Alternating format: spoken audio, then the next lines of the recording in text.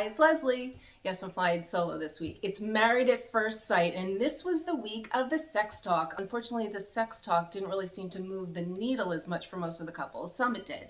But there was a highlight, and I want to just sit back and take this moment to enjoy a few seconds of the musical stylings of Mitch.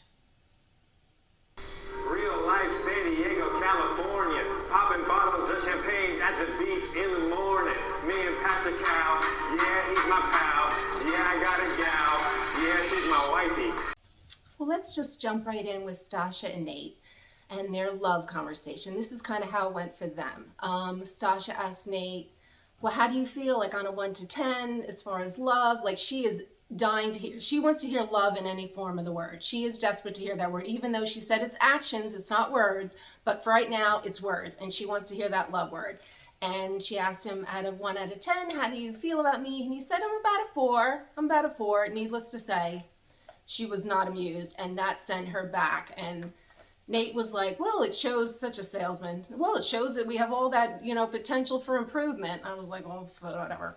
But, and then of course he returned the question to Stacia, and she said, I'm an 8. And his response was like, oh, wow. And all I could think is, if you're an 8 out of 10, like she said, she was like right getting into the love part.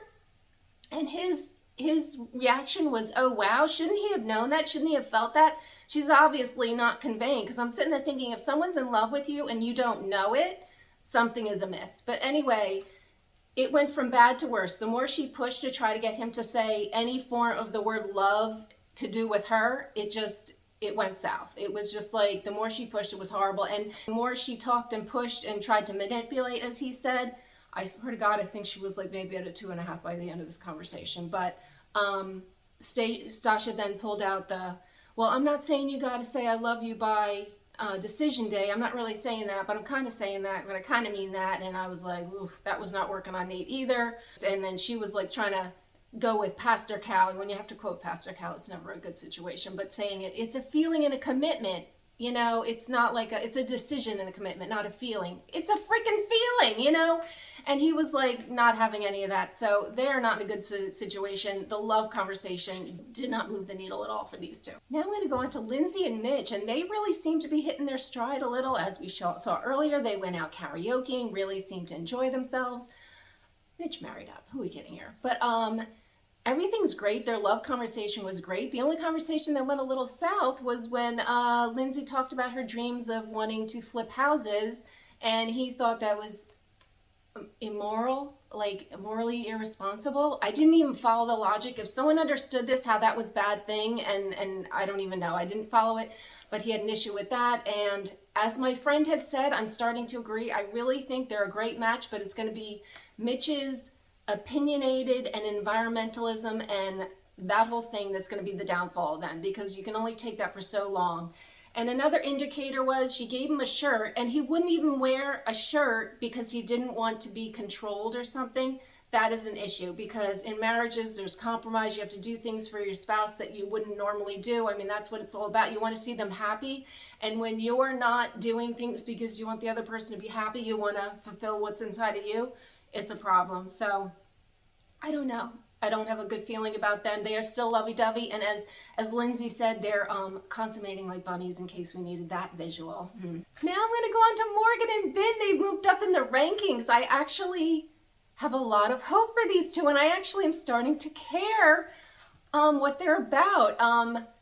They seem to pull it back around. Bing came back with a really wonderful explanation, an apology, and kind of explanation for why he had an issue with her, and I thought it was very heartfelt, and she was like very endearing. It was like going to help him feel confident about himself. They were just on track. They went on a little date there at the advice of one of the other girls. They went, I've heard of this, where you put on those mermaid things that go swimming around. They seemed like they had a great time. They are totally back on track. And I love that they went to the gym together. I mean, that's just a good sign. Once you start doing things together that you have in common, that is a wonderful sign. And you have to love Bing, because I really believe in when he wants this marriage and he just wants to see Morgan happy, and that is the right attitude. The only thing that's scary is that next week it just seems like it's all in the crapper for them. Now I'm going to move on to Alexis and Justin, who were in the crapper last week, and it started out, again, we kind of feel like we missed how they made up, but they really actually didn't make up, we found out. But it starts out with them doing little face masks together, very cute, very cute, you know. Then they have their love conversation, but Alexis is not forgotten. The dog incident, it is not forgotten.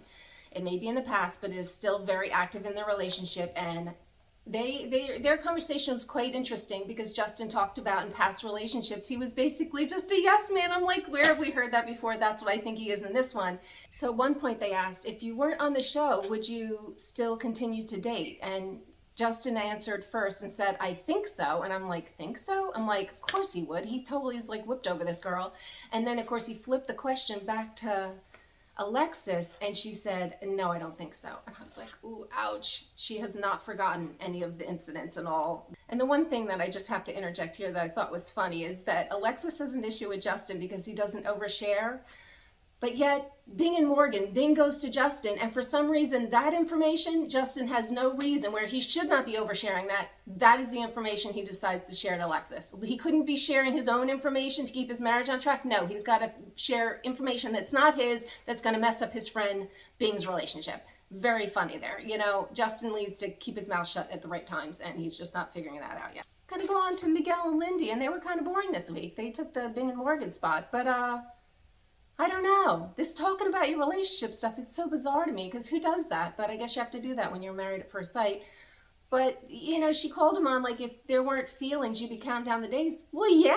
Like, who wants to stay with someone they don't have feelings with? Of course. It made no sense to me. And it sounds like she's just made up her mind. This is my husband. I'm just going to plow through.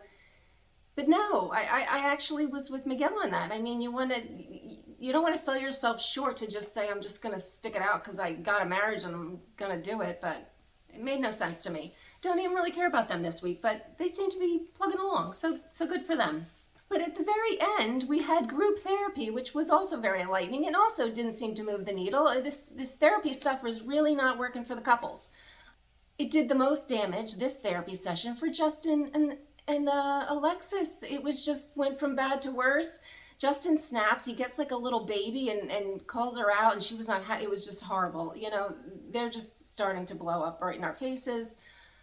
Stacia and Nate, they're on the struggle bus too. I'm with Nate. I just think he seems logical and is taking it step by step. Stacia is just desperate to hear confirmation that this is going to be all that she wants, and she wants him to say he loves her, and he's not going to say that. It's just the more she pushed, the more he didn't like her. Anyway, if you like my recap, please subscribe and hit that notification bell and leave comments, and we will see you next time. Bye.